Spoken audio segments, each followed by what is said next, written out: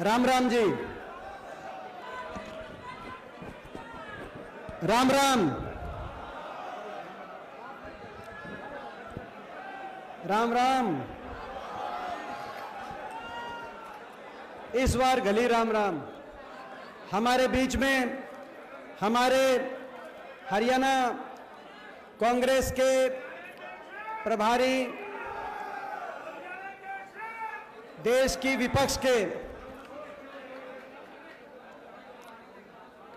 विपक्ष की एक मुखर संसद में आवाज, जो इस भाजपा सरकार के खिलाफ लगातार देश के कोने कोने में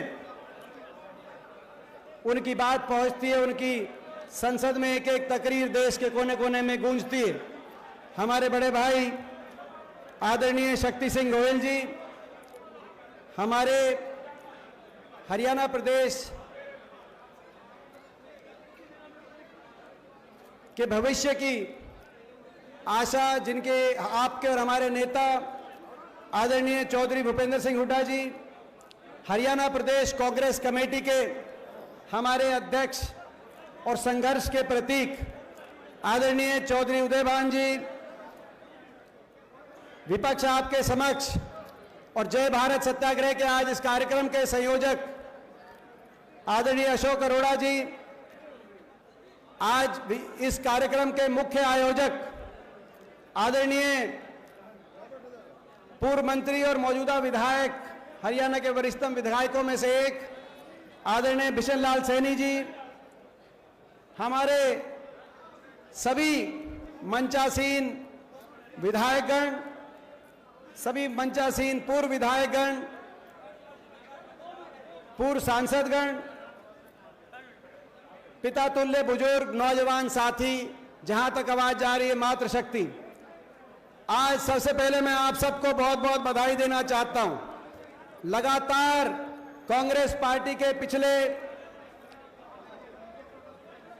कई महीनों से जो कार्यक्रम चल रहे हैं, पहले राहुल जी की भारत जोड़ो यात्रा, उसके बाद हाथ से हाथ जोड़ो कार्यक्रम, हम लगातार हर रोज कार्यक्रम कर रहे हैं प्रदेश के कोने कोने में, और अब जय भारत सत्याग्रह का आज का कार्यक्रम, जिस तरीके से आपने प्रदेश के कोने कोने में हर कार्यक्रम को आपका आशीर्वाद मिला है, आज पूरे प्रदेश में एक जन भावना उमड़ के आई है, और आज के इस कार्यक्रम की रिकॉर्ड सफलता, चारों तरफ जमुनानगर जगाधरी में जो जाम, हर सड़क पे जाम, इस बात की गवाही दे रहा है ये जाम कि भाजपा जा रही है और कांग्रेस आ रही है और आपकी सरकार बनने जा रही है। बधाई आपको देना चाहता हूं। एक साल बचा है, चुनाव का बिगुल बज चुका है, ठीक एक साल के बाद लोकसभा चुनाव, और उम्मीद की जा रही है लोकसभा चुनाव के साथ विधानसभा चुनाव भी होगा। ये स्वयं गृह मंत्री अमित शाह जो आए थे अभी हरियाणा में 2 दिन का उनका प्रोग्राम था, पहला दिन कैंसिल हो गया, गोहाना में रैली थी, लोग नहीं आए, लेकिन जब दूसरे दिन वो आए, जाते जाते कह के गए कि साथ तैयारी रखना भाजपा के कार्यकर्ताओं, इलेक्शन इस बार साथ कराना पड़ सकता है। यानी कि उनको भी समझ में आ गया कि प्रदेश सरकार के पंजे उखड़ चुके हैं, किसी तरीके से विधायक लोकसभा तक तो काबू में रहेंगे, मगर लोकसभा के बाद यही विधायक काबू रखने मुश्किल हो जाएंगे। 1 साल बचा है, 1 साल के बाद प्रदेश की जनता को, देश को, आपको फैसला करना है। आपने देखा 9 साल की सरकार, प्रदेश की सरकार, देश की सरकार, इनके कार्यकाल को आपने देखा। वो हरियाणा जो 2014 से पहले कांग्रेस की सरकार में, हुड्डा सरकार में, वो हरियाणा जो देश में विकास में नंबर 1 पे होता था, प्रति व्यक्ति आय में हम नंबर 1 थे, विकास दर में नंबर 1 थे, प्रति व्यक्ति निवेश में नंबर 1 थे, कृषि उत्पादकता में नंबर 1 थे, खिलाड़ियों के मान सम्मान में देश में नंबर 1 थे, गरीब की कल्याणकारी योजनाओं में देश में सबसे आगे थे, बड़े बुजुर्गों की पेंशन देश में सबसे ज्यादा थी, गन्ने का भाव देश में सबसे ज्यादा था, और भाईचारे में देश में सबसे आगे थे, नाम दिया जाता था, मिसाल दी जाती थी। आज वो हरियाणा 9 साल की इस खट्टर सरकार के बाद, 9 साल की इस भाजपा सरकार के बाद विकास में तो पिछड़ गया, 19वें पायदान पे नीति आयोग बता रहा है, लेकिन आगे पहुंच गया, देश में नंबर 1 बन गया। तो किस बात में? बेरोजगारी में देश में नंबर 1, ना इंडस्ट्री आई, ना प्राइवेट के अंदर नौकरी, ना सरकारी रोजगार निकली। बेरोजगारी में देश में नंबर 1, महंगाई में देश में नंबर 1, भ्रष्टाचार में देश में नंबर 1, अपराध में देश में नंबर 1 और कर्जे में देश में नंबर 1, जैसे बता रहे थे अभी वरुण और भूषण बत्रा जी बता रहे थे हमारे विधायक। देश में सबसे कर्जावान प्रदेश बन गया। मैं पूछना चाहता हूं इस सरकार से, खट्टर साहब से, कर्जा तो चढ़ा लेकिन ये कर्जा गया कहां? क्या काम हुआ 9 साल में? हमारी सरकार थी, हरियाणा को 4 शहरों को हरियाणा के मेट्रो से जोड़ने का काम हुआ था, गुड़गांव, फरीदाबाद, बल्लभगढ़, बहादुरगढ़। आपने 1 इंच मेट्रो आगे बढ़ाई क्या? मैं पूछना चाहता हूं। 3 रेल की लाइन हमारी सरकार में हरियाणा में बिछी थी और 3 सैद्धांतिक मंजूर हो गई थी, जिसमें एक यमुनानगर की रेल की लाइन भी थी। आपने 1 इंच भी रेल की लाइन बिछाई क्या? मैं आपसे पूछना चाहता हूं। 4 थर्मल के कारखाने बिजली पैदा करने के हमारी सरकार के समय हरियाणा के कोने कोने में, जिसमें एक यमुनानगर में भी लगा था। खट्टर साहब, आपने 1 थर्मल का कारखाना पूरे प्रदेश में कहीं लगाया क्या? हमारे समय 12 विश्वविद्यालय प्रदेश के कोने कोने में, रेवाड़ी में इंदिरा गांधी विश्वविद्यालय से लेकर, महेंद्रगढ़ के सेंट्रल यूनिवर्सिटी से लेकर, लाला लाजपत राय यूनिवर्सिटी हिसार से लेकर, पंडित भगवत दयाल शर्मा यूनिवर्सिटी रोहतक से लेकर, प्रदेश के कोने कोने में 12 विश्वविद्यालय बने थे। आपने 1 विश्वविद्यालय बनाया क्या? जब हमारी सरकार थी 6 मेडिकल कॉलेज प्रदेश के कोने कोने में बने थे। कल्पना चावला मेडिकल कॉलेज करनाल से लेकर, भगत फूल सिंह महिला विश्वविद्यालय मेडिकल कॉलेज खानपुर में। आपने पूरे प्रदेश में कहा कि हर जिले में मेडिकल कॉलेज बनेगा, मगर 9 साल में कोई 1 मेडिकल कॉलेज आपने बनाया क्या? जब हमारी सरकार थी प्रदेश के, जब हमारी सरकार, मैं आग्रह करूंगा भाई 2 मिनट आराम से, जोश है मगर जोश के साथ होश। जब हमारी सरकार थी, प्रदेश के गरीब आदमी को 4 लाख गरीब परिवारों को 100-100 गज के प्लॉट फ्री में देने का काम हुआ था और 3.5 लाख परिवारों को प्रियदर्शनी इंदिरा गांधी आवास योजना के माध्यम से मुफ्त में मकान बनाने का काम हुआ था। आपने 1 गरीब परिवार को प्रदेश में 100 गज नहीं, 1 गज का प्लॉट या 1 मकान आवंटित करने का काम किया क्या? मैं पूछना चाहता हूं। जब हमारी सरकार थी, किसान के 1600 करोड़ के बिजली के बिल माफ हुए, 2200 करोड़ के कोऑपरेटिव के कर्जा माफ हुआ, गन्ने का, पॉपुलर का और धान का डंके की चोट में सबसे ज्यादा भाव मिला था कि नहीं मिला? तो मैं आपसे पूछना चाहता हूं। और खट्टर साहब, आप बताओ, आपने एक भी किसान को 1 रुपए का कोई राहत देने का काम किया क्या किया जो कर्जा इतना बढ़ा दिया? मैं बताता हूं क्या किया। ऐसा नहीं है इनने काम नहीं किए, इन्होंने भी काम किए हैं। काम ना भी करते तो भी हम काम चला लेते, लेकिन इन्होंने काम बिगाड़ने का काम किया है। 3 काम किए इन्होंने।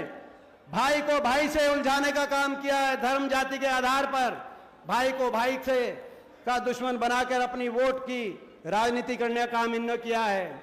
इन्होंने प्रदेश को भ्रष्टाचार, प्रदेश की विकास की यात्रा को भ्रष्टाचार भेंट चढ़ाने का काम किया है और इन्होंने हर वर्ग को अपमानित करने का काम किया है, हर वर्ग के मान सम्मान की पगड़ी को रोंदने का काम किया। ऐसा भ्रष्टाचार, आपको याद होगा, लोग इतने दुखी थे इस सरकार से।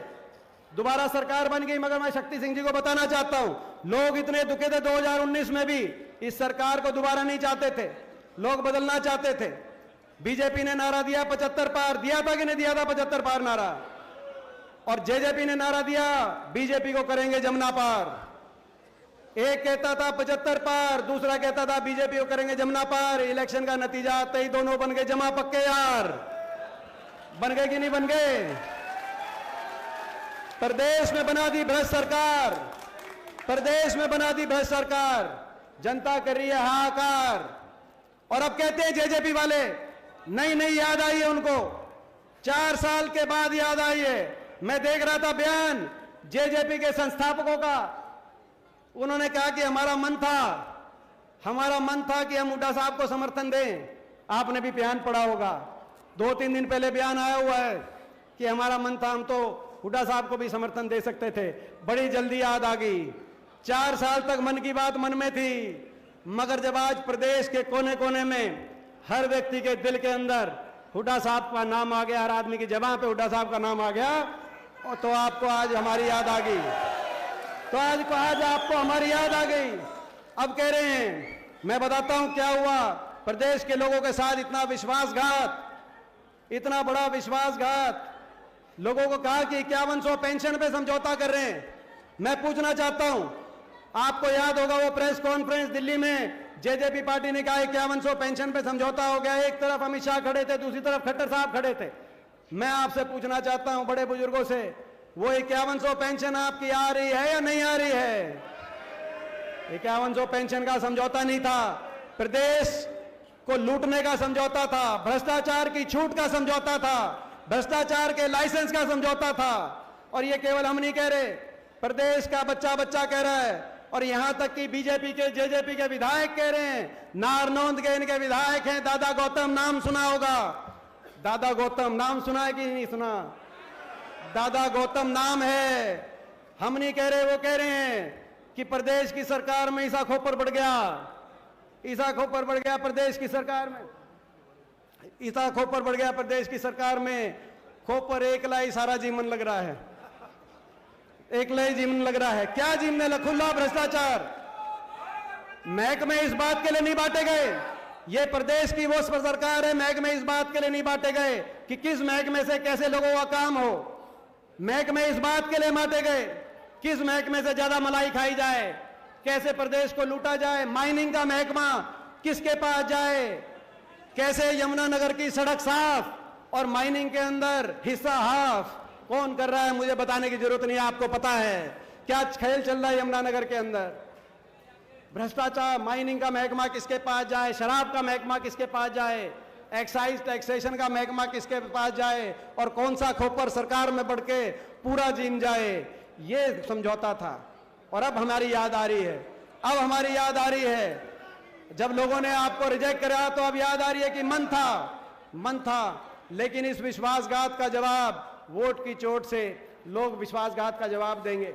भ्रष्टाचार हरियाणा तक ही नहीं, आज हरियाणा से लेकर दिल्ली तक खुला भ्रष्टाचार का तमाशा। बड़े उद्योगपति समूह, एक ऐसा उद्योगपति समूह जिसको भाजपा की सरकारें झोंक दी गई, हरियाणा की सरकार ने भी बिजली का जो हमारा करार था उसको बदल के उस समूह को लाभ पहुंचाने का काम किया। और जब बात राहुल गांधी जी ने उठाई तो राहुल गांधी जी की बात को कुचलने के लिए, बात को दबाने के लिए, क्योंकि भ्रष्टाचार में, मैं पूछना चाहता हूं आपसे, भाजपा के इस भ्रष्टाचार के खिलाफ निष्पक्ष जांच की मांग करना क्या राष्ट्रहित नहीं है? क्या देश इसमें बीजेपी की भ्रष्टाचार की जांच होनी चाहिए कि नहीं होनी चाहिए? मैं आपसे पूछना चाहता हूं, एक बार हाथ उठा के बताओ कि जांच होनी चाहिए कि नहीं होनी चाहिए। ऐसा भ्रष्टाचार, बीजेपी कहती थी काला धन आएगा, नारा था काला धन आएगा, सबके खाते में 15-15 लाख आएंगे, बांटे आएंगे, काला धन लाएंगे। काला धन तो आया नहीं, लेकिन काले धन वालों को बीजेपी में ले आए, यही बात बनी है। आज काले धन वाले जो भी पकड़ा जाता है, एक ही फार्मूला है बीजेपी में, बीजेपी ज्वाइन कर जाओ, रातों रात काला धन सफेद हो जाएगा, भारत देश भ्रष्टाचार से मुक्त हो जाएगा। यह फॉर्मूला चल रहा है इनका। और इसीलिए राहुल गांधी जी ने आवाज उठाई। और भाजपा ये सोचने की गलती ना करे कि राहुल गांधी जी की, कांग्रेस पार्टी की आवाज को वो दबा पाएंगे। ये वो आवाज, ये सत्य की आवाज है, राजनीतिक नैतिकता की आवाज है। इस आवाज में हम सब की आवाज शामिल है। भाजपा में जितना जोर है, मोदी सरकार में जितना जोर है, वो पूरा जोर आजमाइश कर लें। देश के कोने कोने में ये आवाज गूंजेगी और सबसे ज्यादा इस आवाज, कहीं ये आवाज सुनाई देगी तो वो हरियाणा की इस कर्म भूमि में सुनाई देगी। आज हम ये कहना चाहते हैं। इस सरकार में आखिरी बात कहते हुए अपनी बात समाप्त करता हूं। आखिरी बात कहते हुए मैं समाप्त करता हूं अपनी बात। इस सरकार ने एक और काम किया, भाई को भाई से लड़ाया, भ्रष्टाचार भी किया, एक और काम किया। अगर काम नहीं करते तो भी हम काम चला लेते, लेकिन इनको इस सरकार ने, खट्टर सरकार ने आपके और हमारे मान सम्मान को गिराने का काम किया। आपको और हमको, पूरे प्रदेश को अपमानित करने का काम किया। कोई वर्ग नहीं ऐसा जिसको अपने हाथों के लिए सड़क पे नहीं आना पड़े, और कोई वर्ग नहीं ऐसा जिनका अपमान इस सरकार ने ना किया हो। मनरेगा का बजट खत्म हो गया, मनरेगा के मजदूर करनाल में आए प्रदर्शन करने, उन पे लाठीचार्ज। गांव के सफाई कर्मचारी, ग्रामीण चौकीदार, गरीब आदमी वो अपने मानदेय बढ़ाने पंचकुला में आए, उन पे लाठीचार्ज। कर्मचारी ओल्ड पेंशन स्कीम के लिए सड़क पे आए, कर्मचारियों पे लाठीचार्ज। छोटे छोटे बच्चे, स्कूल बंद हो गए, 9 साल से शिक्षकों की भर्ती नहीं। सबसे ज्यादा स्कूल यमुनानगर के अंदर बंद हुए, यहां से शिक्षा मंत्री हैं। बताना चाहता हूं मैं शक्ति जी, सबसे ज्यादा स्कूल यहां बंद हुए। हर स्कूल के आगे बच्चे बैठे। उन बच्चों को बताया कि कांग्रेस द्वारा प्रायोजित कोई ऐसा वर्ग नहीं। और सरपंच सोचते थे छोटी सरकार है, बाकी सब पे लाठी पड़ी होगी, लेकिन सरपंच तो छोटी सरकार है, सरपंचों की सरकार मानेगी। सरपंचों के अधिकार छीन लिए तो सरपंचों की भी अच्छी तसल्ली बिठा दी। और किसान 1 साल तक, मैं ये आखिरी बात कहते अपनी बात समाप्त करूंगा। हर वर्ग को अपमान सहना पड़ा, मगर सबसे ज्यादा अपमान किसान और मजदूर को। 1 साल तक आंदोलन चला। इन धरनों पे लाखों करोड़ों की संख्या पे हमारे भाई, बड़े बुजुर्ग, काका ताऊ, हमारी बड़ी बुजुर्ग महिलाएं बैठी रही। किसी ने सुध नहीं ली। एक के बाद एक मजाक उड़ाया जाता था किसानों का, एक के बाद एक मजाक उड़ाया जाता था किसानों का। 750 किसानों के घरों के चिराग बुझ गए। हम जाते थे, मैं धन्यवाद करता हूं हुड्डा साहब ने और विधायक दल ने, कांग्रेस ने फैसला किया कि हर परिवार के घर 2-2 लाख पहुंचाएंगे। हम हर किसान परिवार के जाते थे, 2 लाख रुपए देते थे, आंसू पोंछते थे। और अगले दिन उस संसद में मैं जाता था जिस संसद में देश के किसान का मजाक उड़ाया जा रहा था। मेरा सौभाग्य है कि मैं पिछले 19 साल से देश की सबसे बड़ी पंचायत का सदस्य हूं। शायद मेरी आयु में किसी को अवसर ना मिला हो, लेकिन मेरा दुर्भाग्य है बहुत बड़ा, मैं ऐसे समय उस देश की संसद का, उस पंचायत का सदस्य था जब 14 भाजपा के, प्रदेश के 15 सांसदों में से 14 भाजपा के, एकमात्र विपक्ष के सांसद के रूप में मैं जब देश की संसद में जाता था और सरकार से कहता था कि इनकी बात मानो, और बात नहीं मानते, कम से कम इनको नागरिक मानो देश का, इनको इंसान मानो, ये किसान भी देश के नागरिक हैं। 750 घरों के चूल्हे बुझ गए। हर रोज इन धरनों से शव वापिस आते हैं। कम से कम कोई खड़ा होकर सहानुभूति के 2 शब्द कहते तो मजाक उड़ाते थे, देशद्रोही बताते थे, उपद्रवी बताते थे, आतंकवादी बताते थे, पता नहीं क्या क्या बताते थे। जिस किसान का बेटा, एक बेटा खेत में ट्रैक्टर का स्टीयरिंग पकड़ के देश को खाद्य सुरक्षा दे रहा है और दूसरा बेटा स्टेन गन पकड़कर चीन और पाकिस्तान की बॉर्डर पे देश को सुरक्षा देने का काम कर रहा है, उसका मजाक उड़ता, उसको देशद्रोही बताता। देश की सबसे बड़ी पंचायत में मैंने देखा, उसकी गवाही शक्ति सिंह जी भी देंगे, शक्ति भाई भी देंगे, जब उठ के लड़ाई लड़ते थे।